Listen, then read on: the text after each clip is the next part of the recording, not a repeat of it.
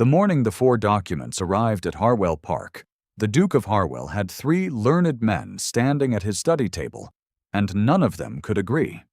Sir Aldous Croft, who had attended 3 diplomatic congresses and carried himself accordingly, held the Ottoman dispatch at arm's length as though proximity might infect him with its difficulty. The paper was thin, the script dense, the lines angled in the manner of a hand accustomed to a different surface. He had spent 20 minutes with it and produced a tentative reading of the first 2 paragraphs that he was no longer willing to defend. Mr. Renwick, the Greek scholar, had the demotic document face down in front of him, as though he preferred not to look at it, and was tracing one finger along the edge of the table while he thought of something useful to say. Dr. Faber, who prided himself on his Flemish, had produced 2 versions of the 4th document, and the 2 versions said nearly opposite things about a coastal trading agreement that 3 European ministries had reason to want obscured. The Duke stood at the window with his back to all 3 of them, looking at the gray November sky over the parkland, and the silence in the room had the quality of a held breath that no one wanted to release. Edmund Ashworth was not an impatient man. He had learned stillness in hard classrooms, in the long drawing rooms of Vienna, in corridors where the wrong expression could undo a week's careful groundwork. He had been at this kind of work since he was 30, and he was 34 now, and he knew what the silence of 3 experts sounded like when it meant that no one in the room had the answer. He turned from the window. He looked at the 3 documents. He looked at the door. The diplomatic envoy from Lord Castlereagh's office would arrive in 4 days. The documents on the table concerned a negotiation in which 3 governments had competing interests, and one government had a secret it had already decided to protect. The negotiation's outcome would turn on a single clause in the Ottoman dispatch that Croft had rendered in 2 incompatible ways on 2 successive attempts. A wrong translation delivered to Sutton would not merely embarrass the Duke of Harwell. It would invalidate 3 weeks of correspondence and leave Lord Castlereagh in the position of having promised something England had not, in fact, agreed to. It was into this silence that Miss Cecily Vane opened the door. She had not intended to interrupt anything. She had borrowed a volume from the estate library 3 days prior, a dry and thorough catalogue of Greek manuscript traditions, and she had come to return it. She was the companion to Lady Stanhope, who had come to Harwell Park for the house party, and in the ordinary course of things Miss Vane did not enter the Duke's study at all. She opened the door to a footman who had stepped away from his post, saw the 3 men at the table, saw the document spread across the mahogany surface, and began to apologize and withdraw. Then she stopped. Her eyes had caught a phrase on the nearest page, visible from the doorway. Her hand tightened briefly on the spine of the returned book, the small involuntary grip of a person who has encountered something unexpected and familiar at the same moment. She did not move forward. She did not speak. Something in her face changed, a small, precise focusing, the way a lens shifts when the object through it comes clear. The Duke turned from the window. He noticed her because she was still.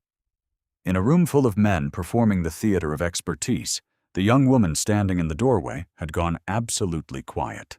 It was not the stillness of uncertainty. It was the stillness of someone reading. "Miss Vane," said Croft, not looking up from the dispatch in his hand, "I believe you have the wrong room." She had her father's eyes. That was what Mrs. Harker would have said, and did say later that week, because the housekeeper had known Cecily's father in a different life, before the living at Thornbury, and before the long, slow unraveling of Reverend Vane's health. He had been a man who read things twice before he answered once, and his daughter had learned that habit before she was 10 years old. She looked at the page on the table. She set the returned volume down on the side table by the door with the careful precision of someone making room for their hands. She said, with the economy of someone who has learned to spend her credibility carefully. The second clause of that passage reads differently than you have it written there. Croft looked up then. The Duke of Harwell said, "Come in, Miss Vane." She had not wanted to come to Harwell Park at all. That truth lived quietly beneath everything else that week, the way cold water lives beneath ice that looks solid enough to cross. Cecily Vane was 24 years old, the daughter of a man who had died in debt and in a library, which was not the worst way to die, but was not a way that left his daughter well provided for. She had 2 black gowns, both neat, and a small leather commonplace book that had been her father's before it became hers, and a knowledge of 4 languages so thorough and so various that it had made every drawing room she had ever entered slightly less comfortable for the men in it. Her father had not meant it as a gift. He had simply read everything he possessed, and he had possessed a great deal, and Cecily had read alongside him from the time she was old enough to sit in the chair across from his. Latin first, because that was the foundation of everything worth knowing in the European tradition. Greek, because the Greek opened the Latin to its roots and made it honest. French, because that was civilization. Her father said, and he said it with the particular dry smile that meant he was half serious and half amused by his own certainty. Then, because a man named Hussein had come to stay at the Thornbury Vicarage for 6 weeks during Cecily's 14th year, a man who was translating Quranic commentary for an Oxford press and who had found in Reverend Vane one of the few English country clergymen capable of following his argument, she had learned the sound of Arabic first, and then, slowly and painstakingly, under her father's guidance and the letters Hussein sent afterward from Cairo, the shape of Ottoman Turkish and the neighboring country of Persian. The season had no category for her. In London, at 17, she had sat in a corner at her aunt's insistence during a card party and had been found by a young man with good boots and poor conversational instincts, who had said, pleasantly, that it was charming she read French, but that perhaps one ought to leave cleverness at home when visiting. She had thought, going home in the carriage, that cleverness was not something one could leave at home the way one could leave a pair of unnecessary gloves, because it was not a possession, but a habit, and habits of mind did not wait politely by the door. She had said nothing of the kind aloud. She had learned that year to carry the thing she was, the way one carries a too thin gown in cold weather, close against the skin, invisible to the room. She had not counted on 4 documents laid across a mahogany table in a duke's study on a gray Tuesday morning. She had not counted on the way the pages looked to her when she finally stood over them, either. Most people saw documents in foreign scripts as a kind of closed wall, a surface with marks on it that might or might not resolve into meaning given time and training. Cecily had never seen them that way. She had always seen language the way her father had taught her to see it, as a door that had been left open by someone who lived on the other side and who was still, in whatever way language allows, waiting to be heard. The Ottoman hand was dense and slanted to the right, written in some haste, with the contractions characteristic of a scribe who was accustomed to the pressure of official correspondence. The Greek document had been written by a different hand entirely, careful and educated, with the slight archaism of someone trained before the current generation of Greek scholars had standardized their forms. The Flemish document was the least difficult, not because she knew Flemish especially well, but because she could hear in it the echoes of the Dutch and the French and the German she had read over her father's shoulder, the family resemblances of the European languages, the evidence that they had all once been, in some deep past, the same room with different windows. She told none of this to the 3 men at the table when she returned the following morning. She sat down and she began to work.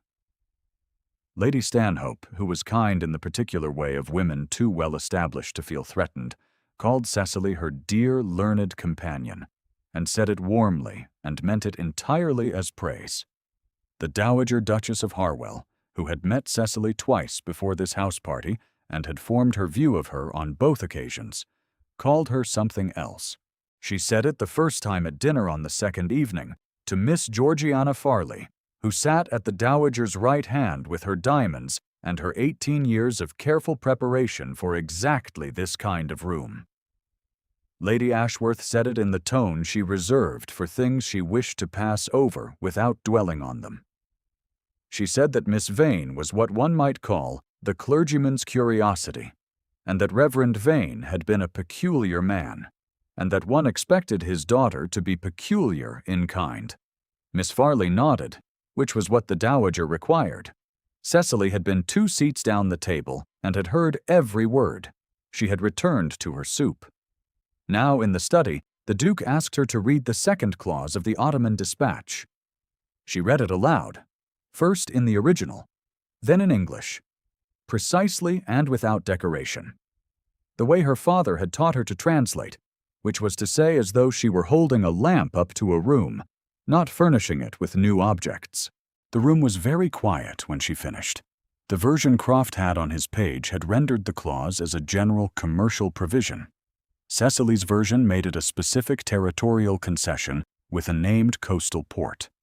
Those were not the same thing by the measure of approximately 3 weeks of correspondence and 1 ambassador's word. "You read Ottoman Turkish," the Duke said. It was not quite a question, which was not quite the same as a statement.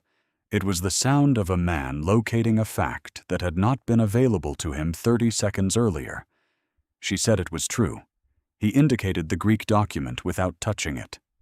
She said she would need a moment with the demotic forms because the hand was not clean, and the scribe had clearly been writing quickly. She paused. She said yes. He did not ask her anything more that morning. He said, with a measured plainness that she would later recognize as characteristic, whether she would be willing to work through the documents, and that he should not like to impose on her time with Lady Stanhope, and that if Lady Stanhope could spare her for the morning, he would be grateful. The word grateful arrived with a weight attached to it, the weight of a man who did not use the word lightly and who expected it to be understood as a specific and genuine thing. Cecily said she would ask Lady Stanhope. Lady Stanhope said yes, with the satisfied warmth of someone who has believed in a thing for some time and is pleased to see the world catch up. If you have found your way to this story so far, you understand already what it cost Cecily to walk back into that study the following morning. Leave a thought, if you like. She had spent 7 years learning to make herself smaller in rooms exactly like this one, and she was about to make herself large again. She worked at the table in the Duke's library for 3 days. Croft was present for the first morning, watching her with the expression of a man who has organized his professional life around a particular competence and has just met someone who holds it in greater natural measure than he does. He did not address her directly. He directed his observations and objections to the Duke, who listened and then looked at Cecily, who answered without hesitation. By the second day, Croft had found reason to send Mr. Renwick in his place, and Renwick, who was at least genuinely curious and not merely protecting a position, worked through the Greek document with Cecily in 2 hours of quiet mutual satisfaction. Edmund appeared at intervals. He would ask a question, receive an answer, and leave. The stated purpose of each visit rarely required his presence in person. He could have sent any of the 3 scholars or a footman with a note. Cecily began to notice the intervals shortening. She told herself the observation was irrelevant. Her wound was old, and its message was settled. That the things she knew made men withdraw, not advance. The things she knew made her useful for a fortnight in a diplomatic emergency, and forgettable in every room thereafter. She set the noticing aside as carefully as she set aside each finished page of translation, and moved to the next. On the second afternoon, when the fire had burned down to embers and the November light through the high windows had gone the color of pewter, he said, without any preliminary, "Sit down, Miss Vane. You have been at that table for 5 hours." She looked up. He had already pulled the bell for tea, and there was a chair arranged at an angle to the fire, which had not been arranged there an hour ago. The instruction had the syntax of a command and the intention of something else entirely. She sat. He sat across from her. The chair was the same one she had occupied every afternoon for 3 days, and she had learned to notice his habits in that time the way one learns the furniture of a room one inhabits with attention. He never spoke until he was ready to speak. He never asked a question he did not already expect to find difficult. He had a habit, when thinking, of looking at a point slightly to the left of the person he was with. Not dismissively, but the way a man looks when he is processing something that requires more room than his eyes can give it. He had looked at her that way twice during the translation work, and both times she had had the sensation of being considered, which was different from being observed, and more deliberate. They drank tea in the particular silence of two people who have been working in close proximity for 2 days and have found, without choosing to, that the silence between them has become comfortable in the way that silences only become when two people have stopped performing for each other.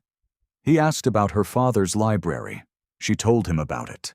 The 70 years of accumulated volumes, the marginalia in 3 different hands, the books Hussein had left behind because he could not carry them to Cairo, and trusted Reverend Vane to keep them properly. She said her father had been the most purely content she had ever seen him during those 6 weeks, talking across the kitchen table in 4 languages at once, moving between them the way a river moves between banks, without effort and without consciousness of the movement itself. She said it before she thought to stop herself. Edmund was quiet for a moment. He held his cup in both hands and looked at the fire, and she could see the profile of his face against the light, the jaw that the county had spent 3 years describing as carved stone, the eyes that Mrs. Harker had once said had forgotten how to rest. He said that his wife had spoken French, only French, and not very much of it, and that she had used to say he lived in a different world than she did, and that she could not follow him into it. He said she had not been wrong about that.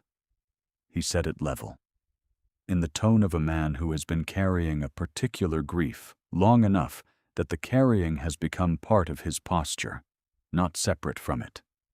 He did not say anything else about it. He stood and returned to the window, and the afternoon settled around him.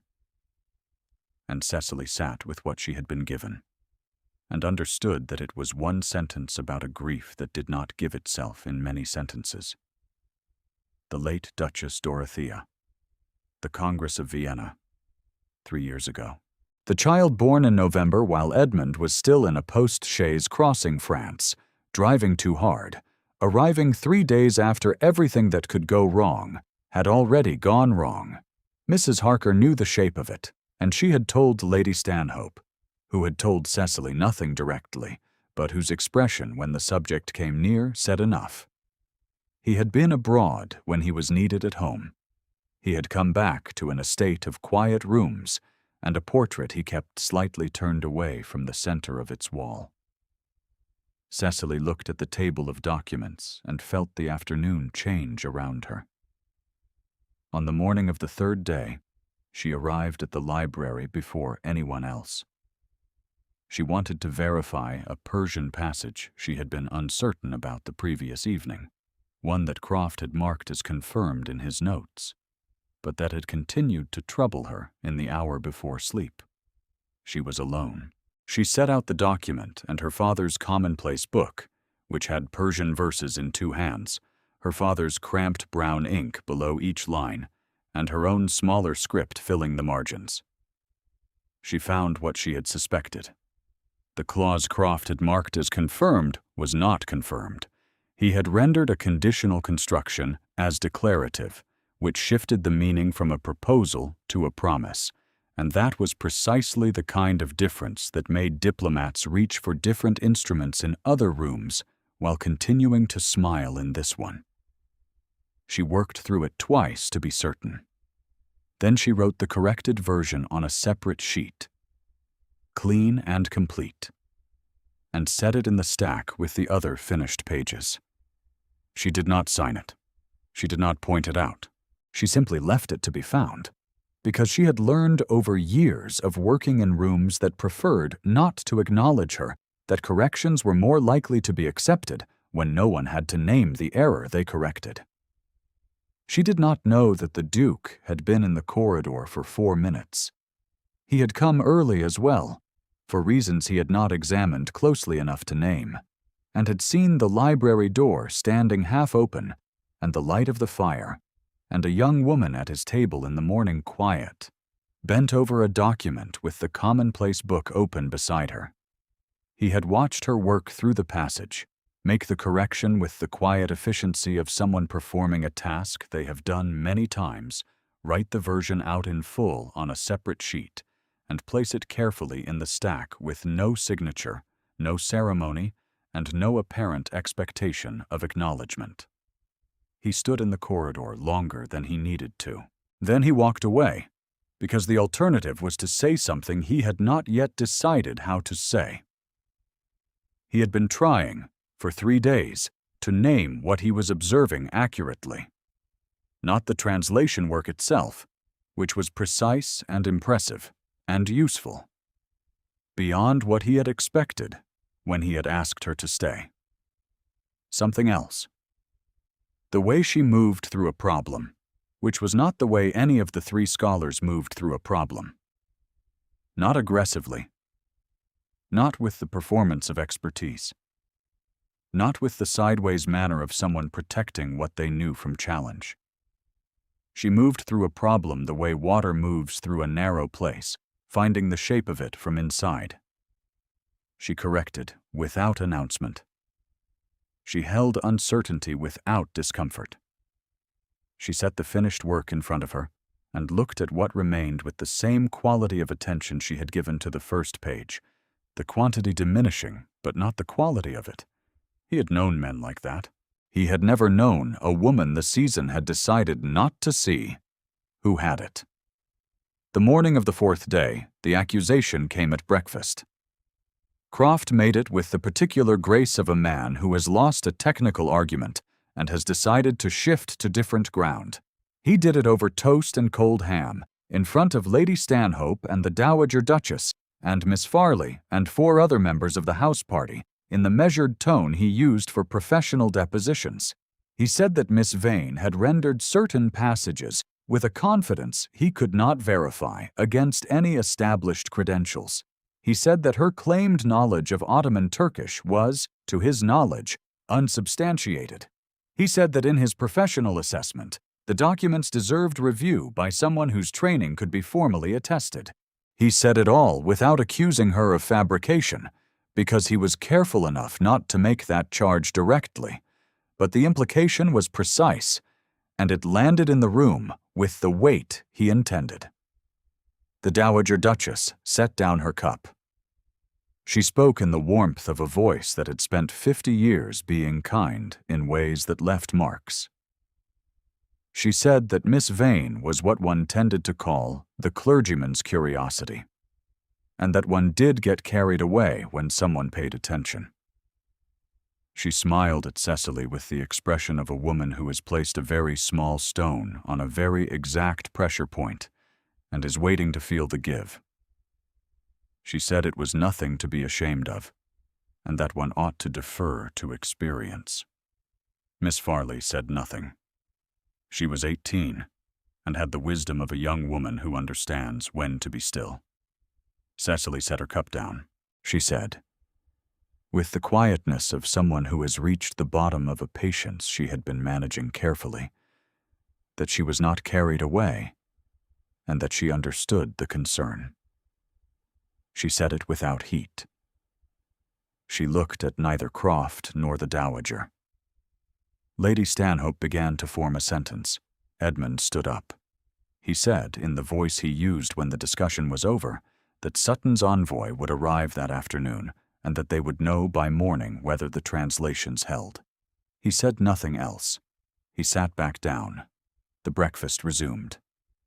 Lady Stanhope pressed Cecily's hand once under the table and did not speak, which was more comfort than words would have been. The Dowager found Cecily in the morning room an hour later. She said it a third time then, not with malice, but with the settled certainty of a woman who has never had reason to revise her categories. She said that her son was under considerable strain, and that he noticed things that were useful, and that this was not the same as finding them important in the long term. She said, with the genuine, if mistaken, kindness of someone trying to prepare a person for a disappointment she believes inevitable, that a clergyman's curiosity was not what Harwell Park required in the permanent arrangement of things, and that Miss Vane surely understood that. Cecily heard all three voicings at once, the dinner, the breakfast, the morning room, each arriving in a different key but spelling the same word. She said, politely and with complete composure, that she thanked Lady Ashworth for her candor. She turned to the window and looked at the parkland. She began to prepare to leave. She had been preparing to leave places all her life, and the skill had been refined to something nearly automatic. One packed the smaller things first. One said goodbye to everyone in general, and no one in particular. One carried the commonplace book in one's coat pocket, because it was the last material thing her father had given her, and she would not risk leaving it behind. She went through the arguments in the methodical way she went through a disputed passage, looking at each piece of evidence in sequence and weighing it without prejudice. He had said she stayed. He had said it in front of 8 people, including his mother, including the Foreign Office envoy. That was one kind of evidence. She had been in rooms before where a man said something that sounded like a commitment and meant something smaller than a commitment when it arrived in the light of the following morning. That was another kind of evidence. She had no reason to weight one more heavily than the other, except that the look on his face when he crossed the room had not been the look of a man saying something small. She had been reading faces for 24 years, and she had learned to distinguish between the face of a man performing a thing and the face of a man doing it. She folded the second black gown and set it in the case anyway. Not because she had decided to go, because the decision did not yet belong entirely to her, and she had learned not to assume she knew how such things would resolve until she was certain. She was upstairs in her room that afternoon, setting her translation notes in order for whoever would continue the work, when Mrs. Harker knocked and opened the door without waiting, because she was 73 and had earned the right. She said the envoy had arrived 2 hours early. His Grace was asking would Miss Vane come down. The drawing room held 9 people when she entered it. Edmund, standing at the fireplace.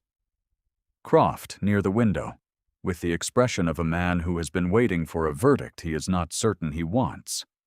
Renwick and Faber. The Dowager Duchess, seated with her fan. Miss Farley beside her. Lady Stanhope at the far end of the settee. And 2 men she had not met. Mr. Sutton, the envoy, a precise gray-haired man with the carriage of someone who had spent 30 years delivering unwelcome information politely, and beside him a smaller, younger man who was introduced as his interpreter. The interpreter's name was Mr. Cave. He had been born in Tehran and had worked at the Foreign Office for 3 years and had reviewed the translations on the carriage ride from the posting house, where Sutton had sent them by express the previous morning. He looked at Cecily. He said, in very good English, and with the expression of someone who has spent 3 years being the only person in any room who could read a particular kind of document, "This is your work." She said it was. He said that the Persian clause Croft had marked as confirmed was not correct, and that her version was. He said it simply, without drama, the way someone states a thing that is true. Croft said nothing. The room said nothing. The fire made a small, indifferent sound. Sutton opened his case and produced a letter sealed with the Foreign Office crest. He said that the negotiation had proceeded on the basis of the territorial concession in the Ottoman dispatch, exactly as Miss Vane's translation had identified it. The alternative version, he said, with his eyes moving briefly toward Croft and then away again, would have invalidated 3 weeks of prior correspondence and left two governments with incompatible understandings of an agreement they believed they had already reached. The Dowager's fan was perfectly still in her lap. Miss Farley looked at the floor. Edmund turned from Sutton. He looked at his mother. He looked at Croft, who had the face of a man watching a building he had lived in for 30 years being quietly unmade. Then he looked at Cecily. He crossed the room, not in haste, not in 3 urgent strides, but completely, the full distance of it, from the fireplace to where she was standing near the door, in the presence of everyone in the room and in the full understanding of what the crossing meant, because there were no incidental crossings for a man in his position, and everyone there knew it. He stood in front of her. His face had the quality she had learned to read through half-open doors, a decision made in private now being announced in public, without apology and without theater. He said, "She reads what my empire cannot. She stays." 7 words. Short and level and irrevocable in the manner of all truly decisive sentences, which do not require elaboration because they have already considered it and found it unnecessary. The room absorbed them. Lady Ashworth's fan resumed its motion. 1 small beat. The only sign of a woman recalibrating. Croft found something to study in the middle distance that was not Cecily's face. Renwick looked briefly at his shoes, and then looked up with an expression that was almost, but not quite, a smile. Cava looked at his hands. Lady Stanhope made a sound that was not quite a word, and did not need to be. Cecily looked at Edmund Ashworth, and understood that the sentence had not been a compliment, and not an acknowledgment of professional utility, and not a declaration of affection in the parlor sentimental sense. It was something older and more exact than any of those things. It was the particular shape of a publicly committed man, and it was irrevocable, and it was his. She said nothing. Her hands were still at her sides. Her face said what her voice did not yet have the right words to say. He offered his hand, palm up, the way one offers a hand to someone who has been standing in the cold for a long time, who may not entirely believe yet that the warmth on offer is real. She took it. What followed was the work of days, not of moments. There was a solicitor to be summoned, and a formal understanding to be established, and Lady Stanhope to be thanked in the long, sincere terms she deserved. There was Lady Ashworth, who came to Cecily's sitting room 2 evenings later with the expression of a woman who has been wrong about something she believed settled, and is deciding whether to say so. She said, without apology but without armor either, that she had been mistaken in her estimation of Miss Vane, and that she hoped she might be forgiven by a woman who had more cause for resentment than the Dowager had previously considered. Cecily said she could forgive her, and meant it entirely, because Lady Ashworth was a woman whose understanding of the world had worked reliably everywhere except in this room. And that was not cruelty but limitation. And limitation was a thing one could extend mercy toward. Cave came back to Harwell Park before returning to London. He spent an afternoon with Cecily going through the Persian documents, and he left saying that he had not met a scholar of her quality at the Foreign Office itself, which she accepted with the gravity it deserved, and the private warmth that her father would have felt, had he been there to hear it. Miss Farley departed on the third morning after the drawing-room scene, not in disgrace, but in the quiet logic of a young woman who understands when a situation has resolved itself, and who has the composure to recognize that she is 18 years old and has time. She would do very well.